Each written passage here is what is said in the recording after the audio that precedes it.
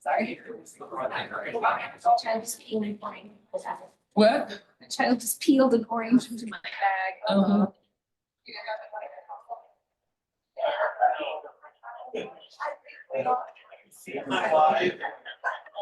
She was right to us.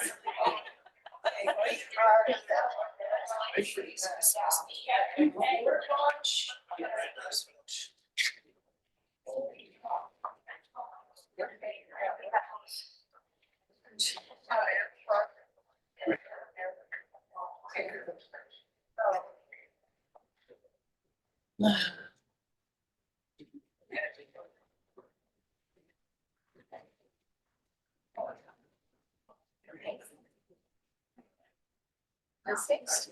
Yeah.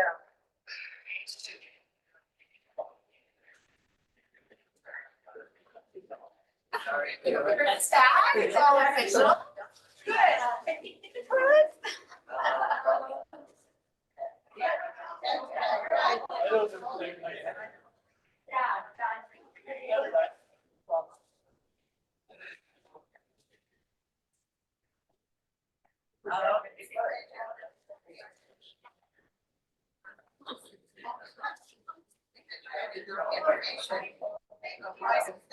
Okay, now what do you want? So, one of us here.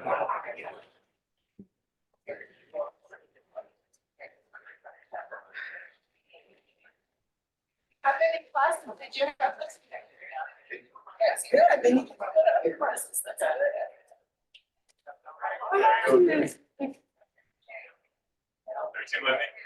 I haven't. Do you want me to get the schedule or not? Together. Together.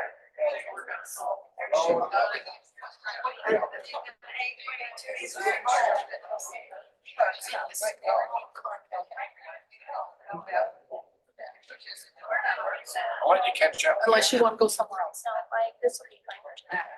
I gotta sit up front so we hear you. Yes, come sit up front.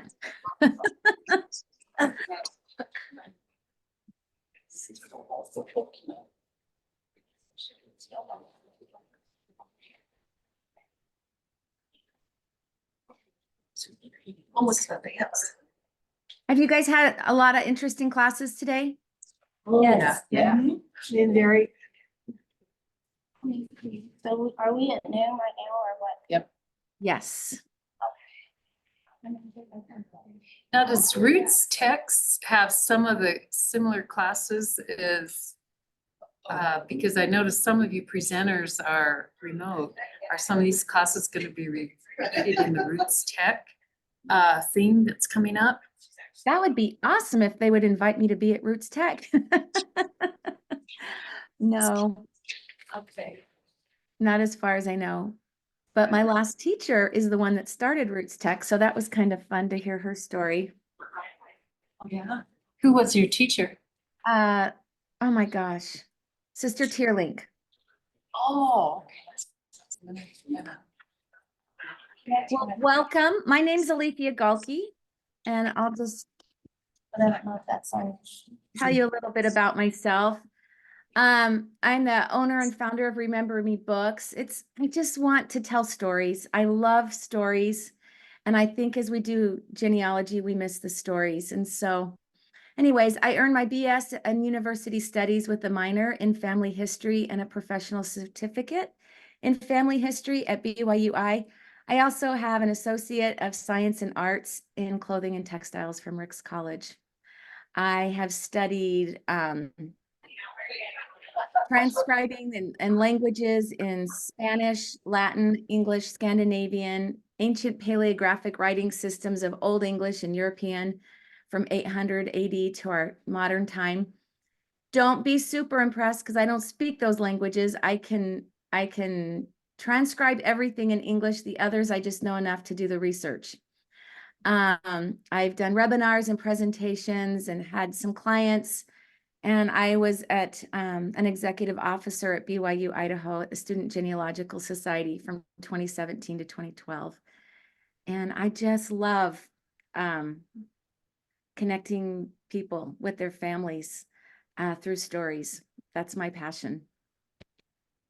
So I thought it would be kind of fun to do a little research today and go through the steps that I go through when I do research. And so we're gonna do this. Let's see, I gotta move you guys. I can't see. There we go. This is what we're gonna do. We're gonna talk about the research objective and what the family knows, do the contextual historic background, go into the records and learn some things and the insights there. There's going to be discrepancies, and so we'll talk about how to deal with those. And then conclusions, we have a few bonus finds, and then the recommendations for the next steps. So, okay. Oops. Okay. So what the family came to me and said was, we want a historical understanding of the 19th century immigrants of Germans to America. We want to know our father's or relative. His name's Charles Wiegel. Charles' birth, we want his birth and death date in place. We want to find out who his spouse is and their marriage date in place, who their children are, his German name. We know that he came from Germany. We want his immigration date, the name of his ship, and who his parents are. And then any German records that extend his family in ancestry back. So this is basically what the family knew. They knew that Charles Wiegel was born around 1862 in Germany and immigrated in around the 1880s. He married a Swiss girl and they settled in Star Valley, Wyoming. They think some of his children may have been a member of the LDS Church, but he wasn't. And this is what the family group sheet looked like when we started the research. So the contextual background is that many Germans immigrated in the 1880s. There was the Industrial Revolution and their farmland was being taken over. So they were being pushed out and displaced. And so many farmers had a really difficult time surviving. Kind of like today, right? Here, actually in this country. So they heard of abundant land in the US and they decided to come over. There was also political unrest and religious persecutions for Catholics. And Otto von Bismarck began imprisoning Catholic bishops and priests, as well as closing Catholic schools. So these two things were going on when Charles Wiegel immigrated to America. And we don't know if that's why, but he did declare in the 1900 census that he was a farmer. So this could be part of the reason why he immigrated. So let's look at some records and insights. So we look at the census. The first thing I did was go to the census records, and I found him in the 1900 census. He was 37 years old. He was born in 1862 in Germany and settled in Star Valley, Wyoming. This is where he is now. His immigration year is 1892, and he's widowed. His parents are both born in Germany. And so this kind of fits along with the Charles that we've been looking for. Then we find him in the 1910 census. Again, 1863, the last one said 1862, but with census records, you can give or take a couple of years. This depends on when the census was taken, what time of year, and when they were born or when they immigrated. So it could be off by 1 to 2 years. He was born in Germany. Again, he immigrated around 1889. This one has a little bit earlier immigration year. And again, his parents are both born in Germany, but now he's divorced. So that's kind of interesting because we want to find his wife. Then we find two Charles Wiegels, one in 1920 and one in 1930. But as you can see, their ages are completely different at 58 and 34. One born in Germany, one born in Wyoming. So we're starting to think the second Charles Wiegel could be his son. He's the head of the house, the 1920 census, and he's widowed, both born in Germany, his parents. And the other Charles Wiegel, he has a father born in Germany and a mother in Switzerland, which fits what the family said about the father, Charles Wiegel. And then also I wanted to share with you in those census records, we find who the family members are. So we have in the 1900, we have Emily at 5 years old and Charlie, and there's the son that we think we found as an adult in the 1930 census. And then Edgar. Again, we see them in the 1910, but Emily's name is spelled differently. In 1920, Emily's moved out, and by 1930, we don't find Charles, the father, but we see Charles in his own household. So I wanted to share something interesting that will help you as you are doing your research.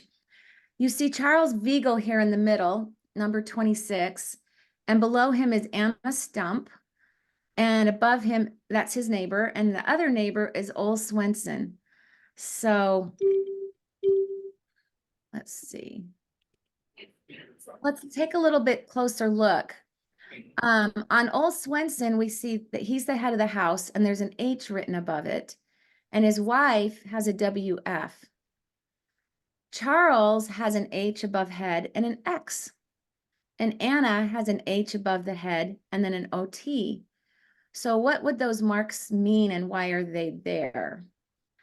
The H obviously means that's the head of the house. These marks would have been made after the census was taken by census workers, like trying to tally and do their own recording and records. And so they wrote an H just so that they could highlight this is the head of the house. Johanna has the WF so that they can know that that's the wife. Charles has an X because he has no wife. And so they don't want to get confused and count Emily, his daughter, as a wife. Just to quickly look at that. And the OT means other. I don't know why they use that. It seems kind of weird, but what it means is there was no man of the house.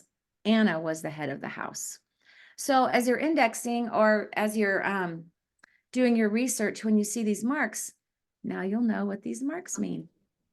There's also another mark that you'll see, but it didn't start until 1940. It's that little circle with the plus or the X in it. These are important to find, and I wish they'd started them a lot earlier. But what those mean is that's the informant. So before 1940, you never know who the informant is. And so you aren't always sure how correct the information is. Maybe that's why there's discrepancies. Are they related? Was it a young child, like a teenager in the house, didn't really know when mom and dad were born or where they were born? But when you know who the informant is, it can give you a lot more information as far as the reliability of the census record or the information on the record. For instance, some families would have servants or lodgers. It wasn't unusual to have someone lodging in their home. If a lodger gave the information about the family and the other lodgers, like how reliable is that information going to be? And if the family gave information about the lodger, who's the person you're looking for, is that really reliable information? So it's always interesting to know, like this first one, Florence Baker, she's the sister. And you can see Mary below her is a niece. Does she really know when Mary was born? Is she kind of guessing? So if you're looking for Mary, you can kind of know how reliable is that information.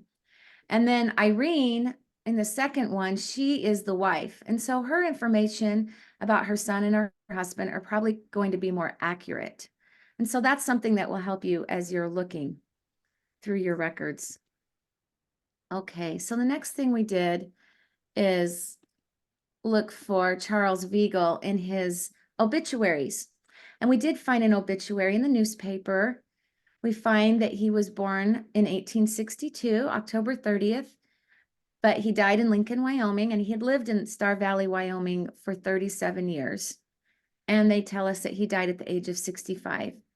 He was not a member of the LDS Church. It does say that he donated liberally to help build both the old and the new ward chapels in Osmond Ward. And it looks like one of the speakers was the bishop. So he probably had he may have had his funeral at the ward building. The opening song was Sweet Hour of Prayer. So he had some connection with that. We don't know if his children were members of the church, of the LDS church or not. But it does mention that he left 3 children, Mrs. Oz Tolman, and we don't know who Oz Tolman is, but we're thinking it might be Emily from the census records, that that's her husband, and then Charles Viegel and Edgar Viegel. And we know that he had 6 grandsons and 1 granddaughter, and that his wife preceded him in death when an angry bull hooked her to death. So that was kind of sad to find out about him. So we do know then that he's widowed as far as the first census record goes, but we don't know if he was ever remarried and then divorced, what happened to him.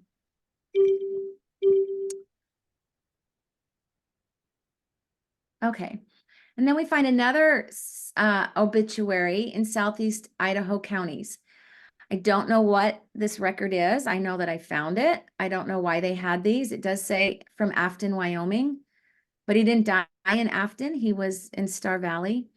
But we learned something super interesting on this. We now know Charles' German name was Karl Gottlieb Viegel. And so that's super helpful to know. And so I'm glad that we found this record. Again, they confirm that he's 65, but we also know not only his birth date, but we now know where he was born in Germany. Hessingheim, Neckar, Wort. We don't know what that stands for, Germany. And he died on July 12th, 1927. And now we know who his parents are. Johann Jacob Viegel and Christine Catherine Stump. And his wife is Ida Leuenberger. And there's a date there. It could be a marriage record, but we don't know. It's June 12th, 1894 in Murray, Utah. So there's a little clue there, but we don't know what that is. Can I ask a question? I had a father and his name was Joseph Charles, let's keep it. And it also has the German name Karl. Which one do we use? The Americanized version of his name or the German version of the name? So usually what I would do, like when you enter that in, is I would put Charles because that's how he's known here, but I would also add his name, Karl Gottlieb. Okay, That's what I would do. all right. Thank you. Because you want to be able to find him in those past records. He does have 2 names, and so you want to use both. You don't want to not use Charles because that's the name that connects him to all the records here. Okay. Yeah, that was a good question. Okay, so I went to the German records, birth records, and I find him, his birth date, October 30th, 1862 in Hessingheim, Germany. He was baptized on the 2nd of November of the same year, and now we know where: Hessingheim, Bessingheim, Württemberg, Germany, at Kirche, which means church, so the church Hessingheim. And we do have a confirmation of his parents' names. I just want you to notice the mother's name is spelled a little differently. Here we have Christina and Katharina, both with C's ending in A, and here we had Christine and Catherine. In German, so if you pronounce these names in German, it would read Christina and Katharina. The E's would make the A sound. So they probably just were Americanizing it. Also, names weren't standardized. And so even a person might record their name differently in different places because they didn't really know how to spell it. They weren't standardized. It's just how it sounded. So it's not unusual to see names spelled a little differently. And so we're not going to discount that. But we do see that his mother's last name is Stump. And do you remember? Right here, Anna Stump lived next door to him. So we would be curious who Anna Stump is. We know that Charles is a widow. Apparently she's a widow, but maybe they were helping each other and moved. Did they immigrate at the same time? Who is Anna Stump? And so I just want to point out that it's good to look at neighbors. Sometimes it's even good to look at a page before and a page after to see, because maybe the family lived close by, not right next door. So often that will give you some more information if you just take a minute to look at the records around your person, in census records especially. So I found Ida Leuenberg, Leuenberger Viegel on Find a Grave. Find a Grave is not a primary source. The only thing that I can take from this to verify who she is the name Ida and her birth and death year. That's it. And that she was married to Charles and his birth and death year. You can input information onto Find a Grave, but it's not, we don't know who put the information in, and we don't know how reliable the information is. Is it somebody's memory? Where did they get this?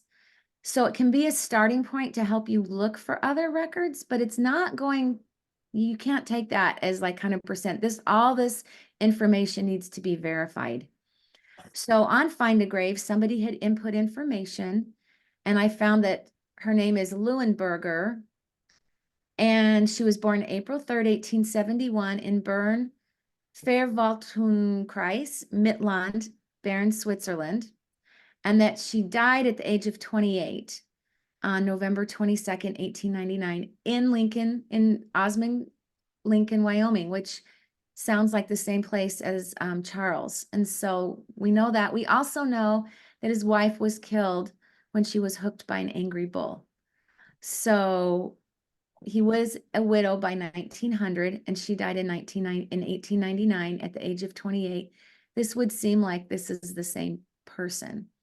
But again, we need to verify and find her death certificate or some kind of death record announcement in the newspaper. You always want to get 2 is good, but 3 is like really good to have 3 verifying sources.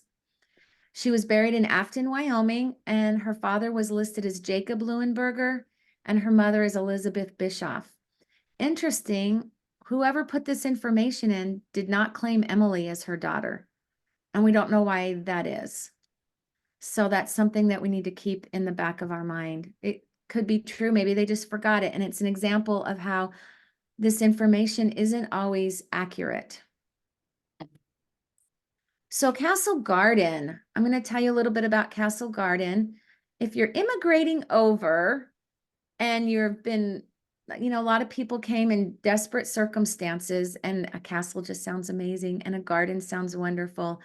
But what they came to was someplace very crowded. Just not probably what they were thinking of. This is Castle Garden, a photograph of it much later. But I want to tell you a little bit about Castle Garden. It was a military fort. It was built on an artificial island in New York City. And then later it was connected to Manhattan with fill dirt, and it became a theater and restaurant complex. And in 1855, Castle Garden was then opened as an immigrant port. And it stayed there for 35 years. A lot of European people came through, Germany, Ireland, Italy, Eastern Europe, they all came through. But there was a new Immigration Act of 1882 that was passed, and there was some required screening. And Castle Garden wasn't equipped to do that. And so they were often accused of corruption, maybe of putting information, like they had done the screening and they hadn't. Just a lot of corruption of some sort. And so in 1890, the federal government took over immigration processing. They closed Castle Garden and they opened a barge, and everybody was brought through this barge. That was the temporary place while Ellis Island was being built. And Ellis Island opened in 1892. So if you don't find records in Ellis Island, or your family came before 1890, when Castle Garden was closed, you might look in Castle Garden records. And this is Ellis Island. And I look at these people, this is all they came with. Like, we've moved overseas several times, and we had a whole shipload, a whole truckload of things that we brought with us. And that's not what they had. They just had what they could carry. And if they were lucky, a few dollars in their pocket. And I just think what brave people came over to start out their lives. Anyways, I wanted to share with you that all these photos I found were black and white. of Castle Garden and Ellis Island, and I image enhance them on MyHeritage. And you can go there to myheritage.com and then go to photos, my photos, and colorize. You can also animate there and you can enhance your pictures. So at the beginning, I have a picture, and that was Charles, and I'll have a few more pictures, all from the same photo, but I did enhance them through MyHeritage just so they looked a little better, because I think they were originally from a newspaper and super pixelated. So that's a good tool to be able to use. So I did find him in Castle Garden. Immigration records, it says C. Viegel, that's it. And that he arrived September 12th, 1889 at the age of 27. So we can go back and figure out about how old he was, and that matches. And other records on the census, one of them said 1889. We also found him again on the New York passenger and crew list, and it gives his arrival date. His age is 27. He was German. He came from the port of St. Kitts, which is in the Caribbean. So he must have sailed from Germany to the Caribbean and then came to the United States, to New York from the Caribbean. He said he was going to go to Salt Lake. So we can look in Salt Lake records, and I believe I may have looked and I never really found anything. He may have just gone to Salt Lake. He may have just said Salt Lake and then just went up to Wyoming. And his ship name was Penland. That's what his family wanted to find out, what the ship name was. So the next step was to try to find his marriage records. We know that I looked in New York, I looked in Star Valley, Wyoming, there's nothing. But there is a thing called Gretna Green. And in Scotland, there's a town named Gretna Green. And it's known for people in England traveling over, just crossing the border for a runaway marriage. And people would go there because there was shorter or no waiting period. They were younger in age. They didn't want any parental consent. There was less paperwork, no blood work. Maybe it was cheaper, or they wanted to keep their marriage a secret. They were eloping, or they wanted to marry a close relative that wasn't allowed by law. It could be tradition. It could be like a romantic place for them to go to. And like I said, they wanted to elope. It might be kind of equal to our Las Vegas or maybe Atlantic City today. But there were Gretna Greens in the United States, and this is showing you where Gretna Greens were. So if you can't find a family member where you think they would have gotten married, maybe look to see where the closest Gretna Green was, and that you could find, maybe you'll be able to find them there. And so that's what I ended up doing. And I found that Charles was married at Bear Lake, Idaho. And this is an interesting record because the county, Bear Lake, Idaho, whoever wrote that out, named him Charles Vegan and Ida Leuenberger. We do know that they were married June 12th now in 1894. Remember in the Southeast Idaho County records, we found an obituary for him, and it did have the date of June 12th, 1894, but it said Murray, Utah. So we know now that this was their wedding date, but that place, I don't know where they got married, Murray, Utah, because I did go looking for records to see if there was anything else there. For instance, my son and his wife were sealed in the Rexburg, Idaho temple. That was their marriage. But then she's Brazilian. So a week later, they went to Brazil and they did a big wedding on the beach. And she didn't want her family to feel bad that they weren't at the wedding. So they don't even really know that they were married in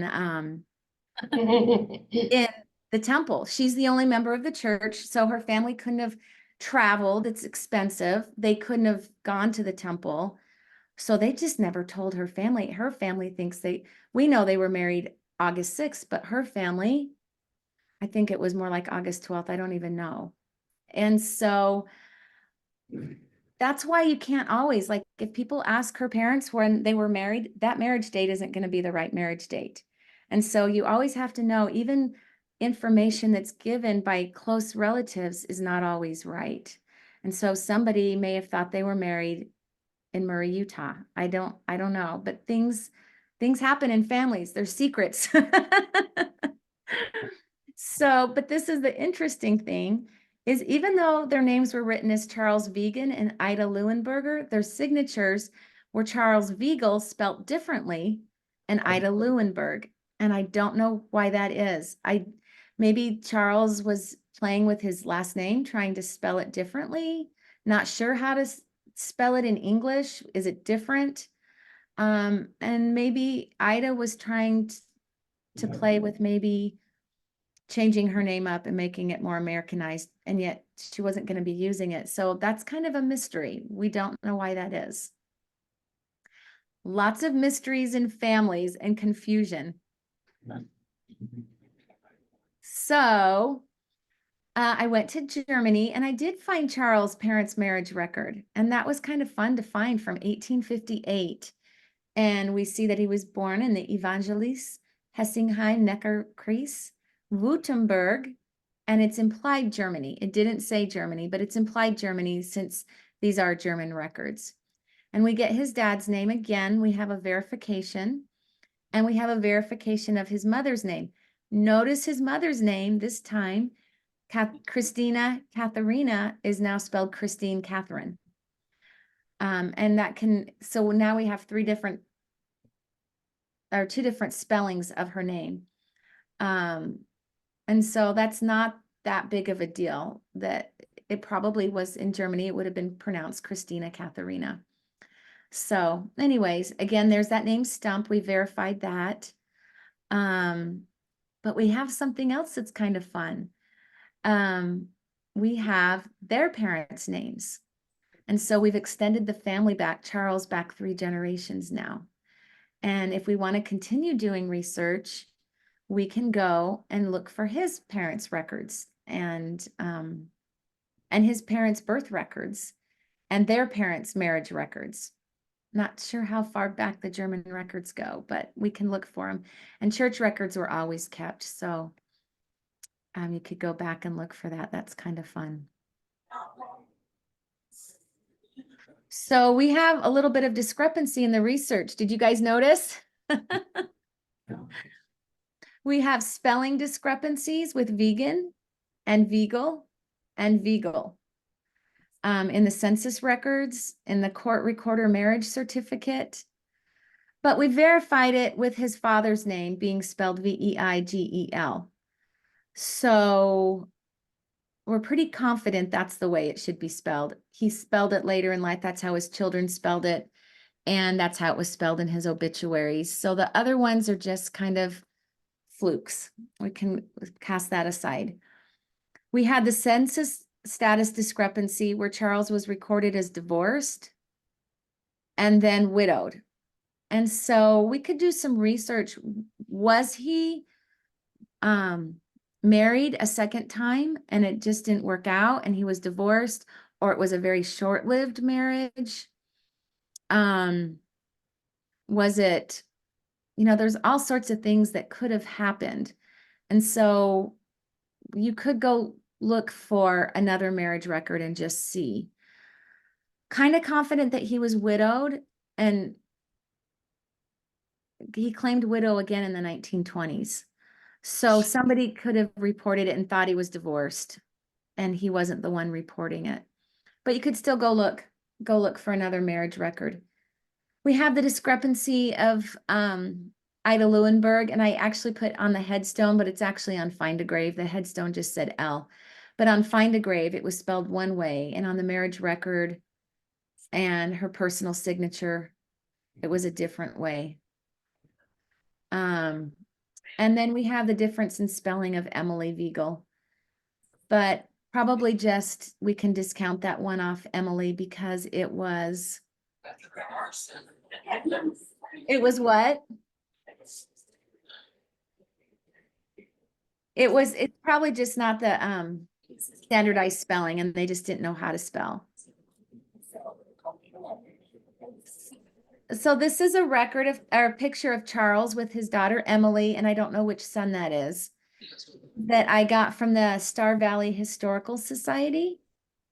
It was enhanced with my heritage. And so that's kind of fun to find. So a summary of our research objective, we did find the historical context.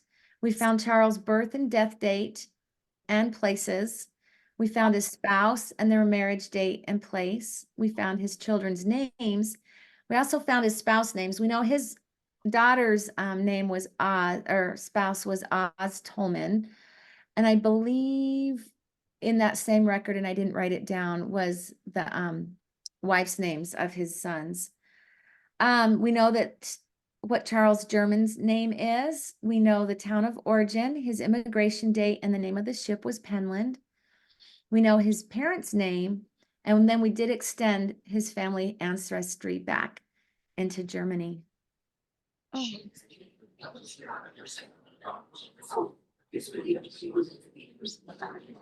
Do you guys have any questions? I can hear you talking. I think it's people outside the door that are talking.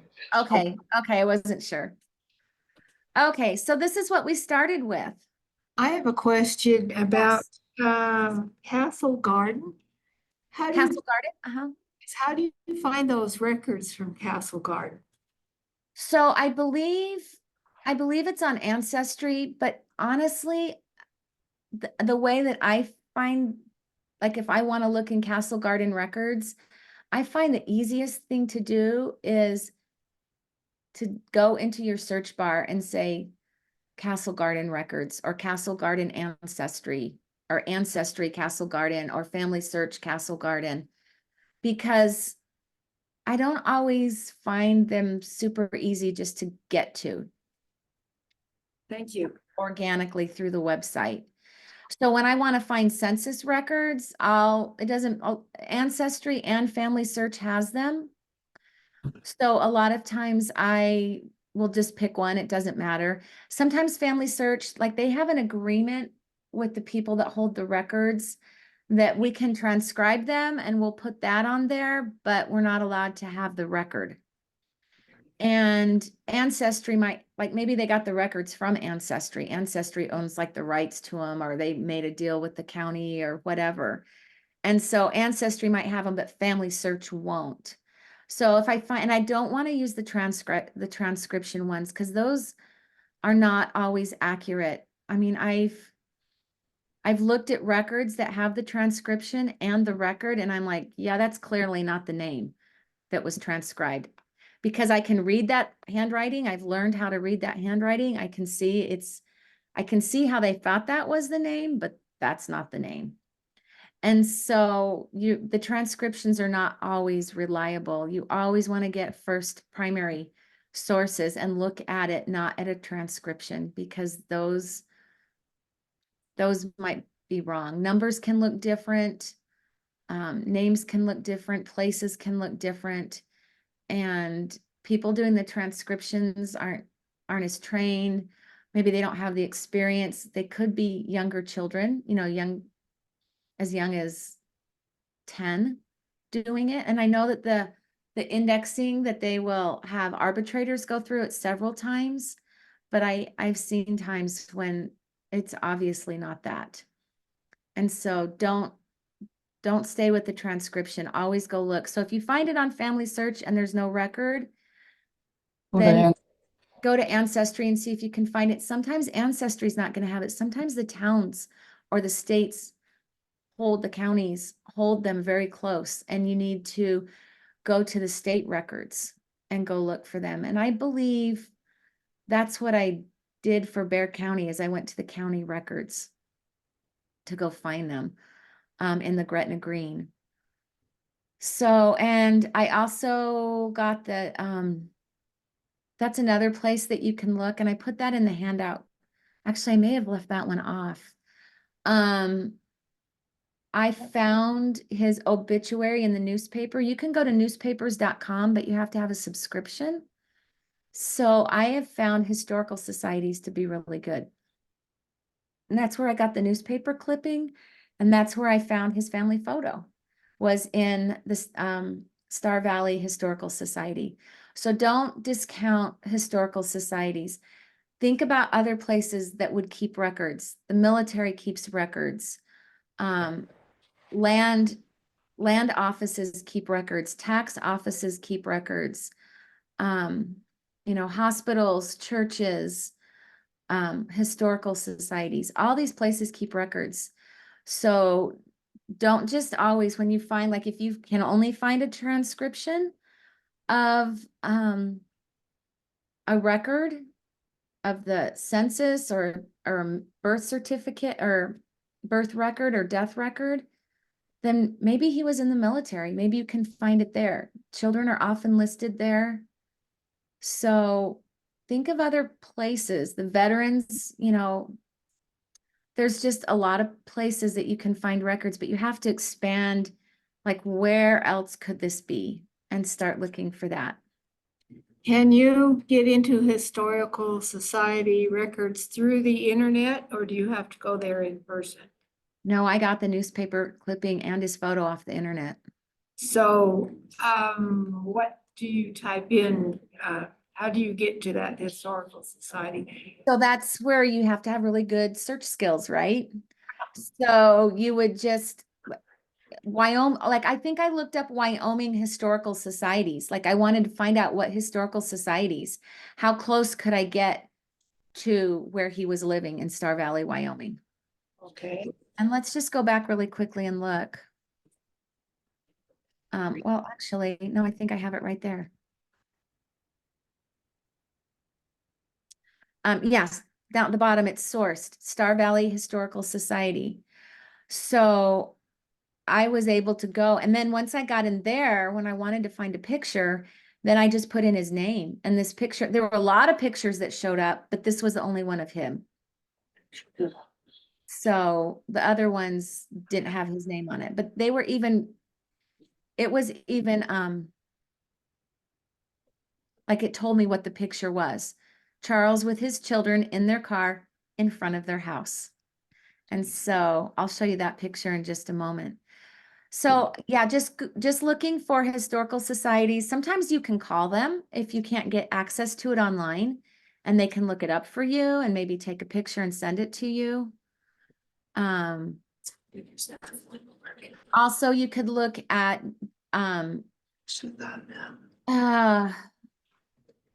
shoot, what is that called? The Daughters of the Utah Pioneers, Sons of the Utah Pioneers. You can look there. That's a historical society, right? And also the Daughters of the American Revolution and Sons of the American Revolution. Those are other places. And I started searching my family name. My dad's mother's maiden name is King. And actually, I found out they do have a family society, and it's one of the largest and oldest in the country. They came over on the Mayflower, not on the Mayflower, but their ancestors did. And they are one of the oldest and largest and strongest family societies. So that's another place you would reach out to, is your, family groups. You can do searches and find out if you don't know who they are, and find information there. And so, yeah, and they can even put you in contact with people that might even have memories, depending on how far back it is. Or they might have, I want to call it relics, but family treasures, family Bibles, things like that. Maybe they have pictures of them that they haven't shared. It hasn't been in the family society yet. They can just put you, sometimes people don't want a lot of other people to know what they have because they don't want to give it up, right? So maybe you can track down things like that. So anyway, that was a good question. Thank you. So this is what we started with. And this is what we found. So here at the top, we have Charles, and see how I put Gottlieb, because I know that's his name now in German. Wiegel, we have his birth, marriage, and death date and place. We have his wife's name, and I just spelled it Leuenberger. I don't know how it's spelled for sure, but I know that I have research to go do on that. I believe I have a birth date and a death date, and I can go do research on that. I know his children's names are Emily, Charles or Charlie, and Edgar. And I know their spouses' names. And then I have the parents of Charles and Ida from their marriage records. Then he's gonna bring me. And then here I have Charles as the main person down there on the bottom left. And I have his parents, Christine, Catherine Stump, and Johann Jacob, it would probably be Johann Jakob Wiegel. I have their birth dates, but I don't know when they were married or when they died. And so I can continue the research on with that. But I do know their parents' names and I can do research to find that. And then I also have Ida. She's married. She's there in the bottom as our primary person, the bottom left, and Charles is her husband. And I have her parents, Elizabeth Bischoff and Jacob Leuenberger. Know that they're from Switzerland, so I'm going to start my research there if that's how I want to continue. 10 minutes left. Okay. And so my future research now is the naturalization date and Charles German immigration records. Maybe I want to go look for LDS baptism dates, not proxy, of Charles and their children. Or Charles' wife and their children. I know Charles' baptism date was November 2nd. Charles' relatives who also immigrated to America can look in the New York passenger arrival list. Maybe they came in Ellis Island later. Maybe they're in Castle Garden, but look either place.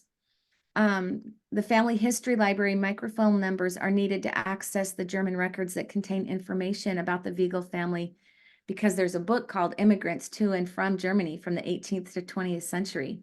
So I need to go find that. I could search for Ida Leuenberg's, Leuenberg or Leuenberger, different spelling, birth record to verify the correct spelling of her maiden name. And I would look in Switzerland select baptisms. There's a record from 1491 to 1940. And then look for her parents, because that's also going to verify the last name spelling. Then research Charles Wiegel's children's birth, marriage, and death, and find that, and even, and death. And then there's this Joseph O. Tolman family continues on the following page of the 1930 census. So that 1930 census, we know Charles, the son, was living there. It looked like on the next page, his sister was living close by. So further research, or at least a Joseph O. Tolman family was living there. And so that might be Emily's family. So further research should be done to follow up with the family and look for other related family members on the page, particularly that Stump family who lived close to Charles Wiegel, the 1862 Charles Wiegel family in the previous census years, and also in that 1930 US Census. So that's the further research that I would do if I was going to continue on. This is the picture that I took, all the snapshots of Charles and his children I got from this one. This is their home in their car. It didn't have a year on it. So that's Charles and his family. And now you know a lot more about Charles and his family. Any other questions?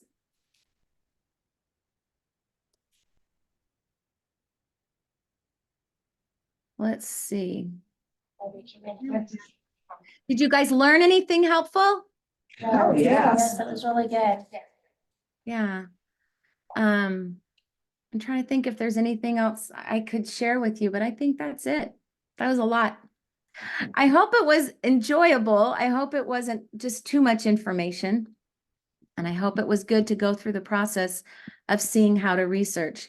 Now, if I was really going to tell you how to research, I keep a research log, write down every place that I look, even the places that I find nothing, because I don't want to go back to that record again. And then I have a little place that I just write NIL at the end. What was the result? NIL. I found nothing. Or maybe I did find a record, so I'm going to number that record. And then I know where that record is, but I'm not. If I don't keep a record, I find I keep looking at the same places again. And then I'm like, did I look there already? And that's a waste of time. So it can be tedious to keep a research log, but it's very helpful. I put down the website, so when I find a record, I copy the website and put down so that I can go right to it again instead of trying to search and find it again. I often take a screenshot so that I have that in my family history. So let's get at my purse. Yeah, so that way somebody else can have that. And then I might go on Family Search and attach those sources so that other people can have those sources too. So anyway, thank you all. We got done just a few minutes early, so that'll give you some time in between class. Just I want to thank you for coming and just make sure you don't have any other questions or thoughts. When you keep a research log, how do you keep track of where you look? I mean, that in and of itself can be long. So I write down it's a grid. It's a whole grid. I write down where I'm looking, what I'm looking for, what I find. And then and then on the right-hand side, I will write NIL or give the record a number, and every record gets a number chronologically in the order that I find it. So I can quickly glance over, but then I can look over and see, where did I look? Oh, I've already looked in the Star Valley Historical Society. There's nothing there. There's no reason to look there again. Yeah. Okay. Yes. Yeah, I'm gonna Okay. look. I looked in Ancestry. I looked in Ancestry 1860 to 1950 records of whatever, like what the exact name of the source is that I'm looking at, so that I don't look at it again. Thank you very much. Welcome.